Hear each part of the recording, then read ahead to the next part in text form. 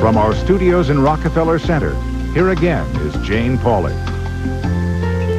Hollywood reaches a new milestone in just 2 days with the first major feature film to be released with a rating of NC-17. It's called Showgirls, and it's so steamy and has so much nudity. Some people in very high places are asking if Hollywood's hit a new low. Here's Josh Mankiewicz.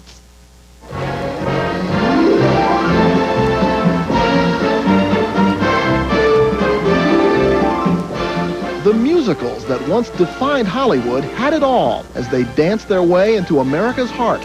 The songs, the glamour, the costumes. Today, the songs and the dances live on, but the costumes are pretty much history, and the heart is no longer the organ of choice. The movie is Showgirls. It's the story of a young woman named Nomi. So what are you going to Vegas for? You gonna win? I'm gonna dance. Well, sort of. She starts in a strip club and graduates to a glitzy casino show. You're a stripper, don't you get it? I'm a dancer. Discovering in the process that getting on top can mean selling out along the way. Yeah, Caesar will sing, and then we'll go back to my place and we'll sing. 131 minutes of lust, ambition, and sex, set against a backdrop of sex, ambition, and lust, with more exposed skin than a dermatologist's convention. The director is Paul Verhoeven. Does it bother you that this film is going to offend some people? No. You don't care? No. Goes with the territory. Yes. I think this is a movie for an adult audience, and basically I'm an adult. I'm talking from one adult to another. They might be a little bit offended, and perhaps a lot, but I think it's fine, you know. I think the movie is acceptable. But acceptable to whom? Thank you very much. Showgirls opens just as the entertainment industry finds itself at the center of the 1996 presidential campaign. The American entertainment industry is the cutting edge of creative excellence, but also too often the leading edge of a culture becoming dangerously coarse. Does Bob Dole really, in all sincerity, think that if he fixes Hollywood, like you fix a dog, if you fix Hollywood, that things in American society will be solved? He knows that the problem is not there. Is it possible to go too far? Are there things you won't include in a film? Yes, sure. The things that I feel that should not be used at all, because I personally feel that I cannot handle it. I would never tell a story about kids being in jeopardy. Anything else? Not much else. So you'd make a film about almost anything? And generally, yes, I would. I mean, in fact, I have. From a world of the future where violence reigns supreme, to the world of today in which bisexual psychopathic killers can be found in every bedroom, the Dutch-born Verhoeven hasn't hesitated to get in bed with what he calls the dark side of the American dream. It's nice. It energizes me to say to people in a certain way, listen, what you thought is true is not the real truth. It's not that great. There are other shades that I can show you, and I like to show you because I feel it would be better to die knowing what life is than to die without knowing it and realizing that you have lived in dreamland. So people who say films like Showgirls are offensive, they wreck American values, or they have no respect for American values, those are people who, what, who want us to know less? Yeah, they are afraid of reality. Of course. Bob Dole. Yeah. Afraid of reality? Yes. We must hold Hollywood and the entire entertainment industry accountable for putting profit ahead of common decency. If you think that making profit is a bad thing, then you should go to Russia, really, isn't it? The question is what Hollywood's making profits from, not whether it's... Well, this would only be bad if it would be from indecency, isn't it? Probably. So if you want to talk about the indecency of Showgirls, I'm fully aware that I can defend that. So if I make profit, it will be fine. But that's a big if. Showgirls will be the first major studio release to feature an NC-17 rating, meaning the young audience that woke up Saturday mornings to watch a fully clothed Elizabeth Berkley on the sitcom Saved by the Bell will find themselves expelled from the theater. You can't touch me, but I can touch you. Officially, the NC rating stands for no children, but at the box office, it's always meant no chance. Verhoeven knows that, because studios have ordered him to re-edit every one of the films he's made in the United States to make them tame enough for an R rating.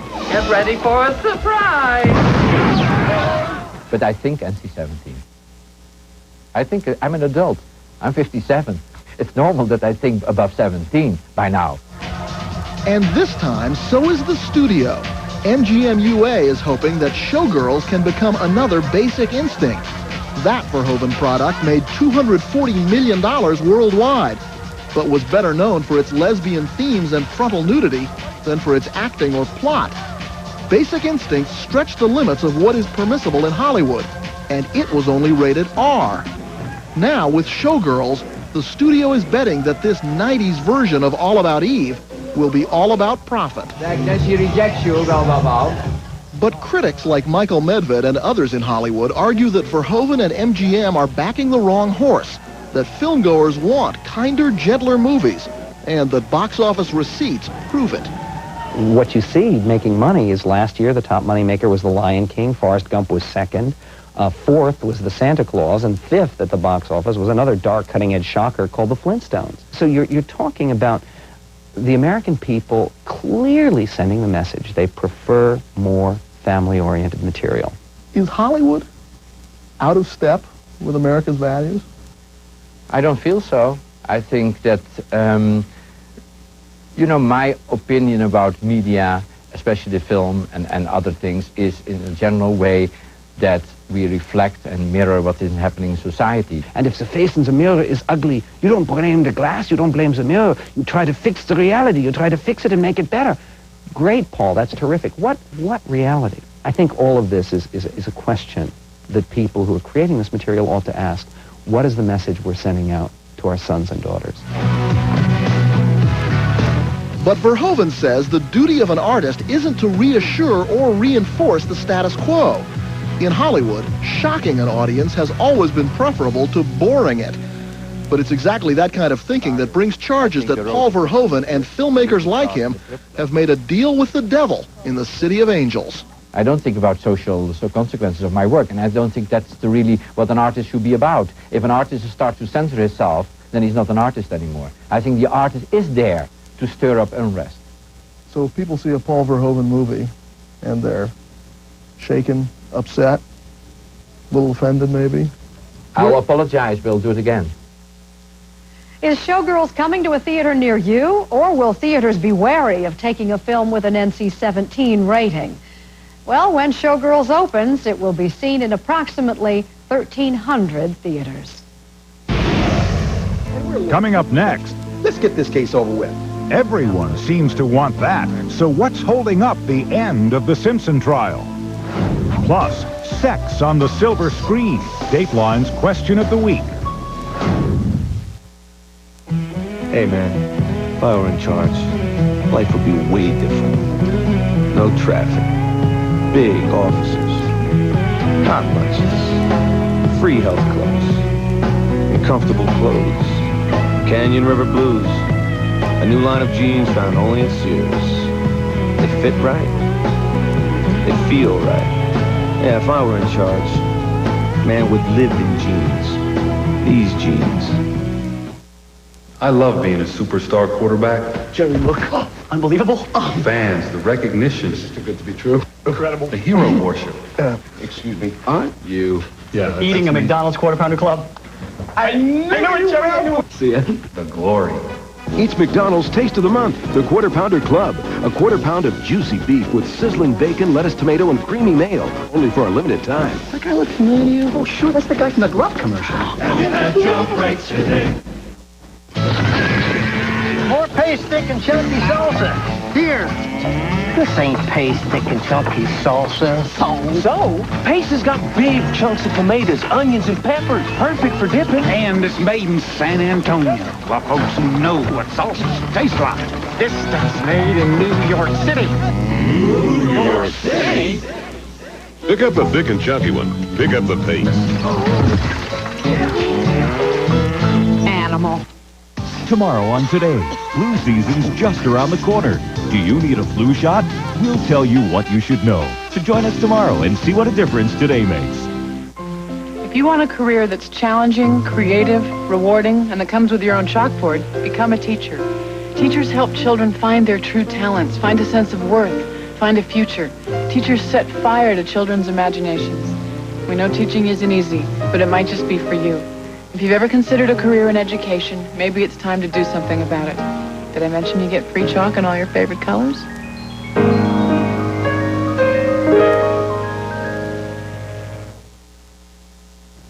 At the O.J. Simpson trial, you could see the frustration on faces all over the courtroom as the case inched closer to closing arguments. The defense ran short of witnesses to call, and as the two sides did battle over the tiniest of details, Judge Ito ran out of patience.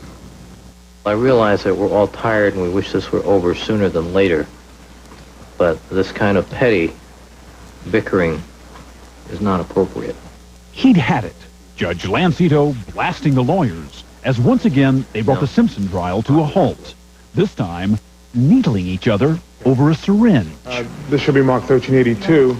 The prosecution and defense fighting over what to tell the jury about something as simple as the type of syringe used to draw Simpson's blood. It's astonishing what we've sunk to here. This is incredible. This is just incredible for both sides. The jurors didn't see Ito storm off the bench or hear his decision to bar the testimony of FBI agent Frederick Whitehurst. He's the whistleblower accusing some of his colleagues at the FBI crime lab, one of them a prosecution witness, of routinely slanting their reports against defendants. Judge Ito ruling that Whitehurst's testimony would only confuse and aggravate the jury. A major blow for the defense. Outside court, Agent Whitehurst vowed to keep blowing the whistle. I have no choice but to do what I'm doing.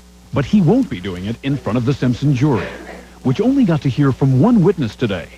Los Angeles Police Commander Keith Bushy backed up Detective Philip Van Atter's claim that police went over the wall at Simpson's estate the morning after the murders without a warrant, not in a rush to judgment, but on a mission of mercy that he ordered. I told him to find O.J. Simpson just as soon as humanly possible and notify O.J. Simpson of his ex-wife's death. But the reaction of one juror didn't bode well for the prosecution's attempt to bolster the LAPD's credibility. This woman shook her head in disgust, it appeared, and was sarcastically laughing overtly at his testimony. Tonight, though, Judge Ito came down on the prosecution side, refusing to throw out the evidence collected at Simpson's estate that morning, believing that Detective Van Atter and his colleagues were within bounds when they went over the wall. Two other rulings from Judge Ito tonight on what he'll allow during closing arguments.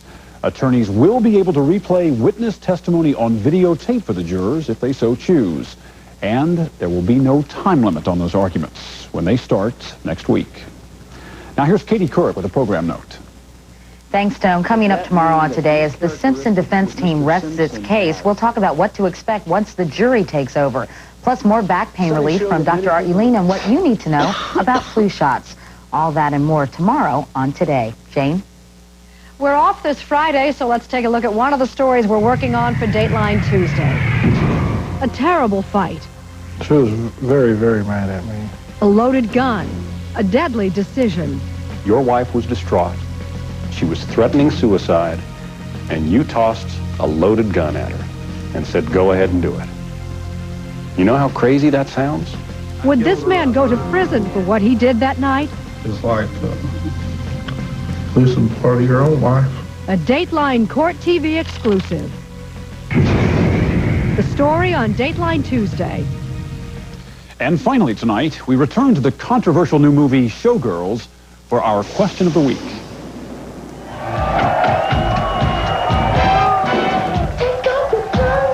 There's been enormous hype and promotion surrounding the release of Showgirls, the first mainstream Hollywood movie to receive an NC-17 rating.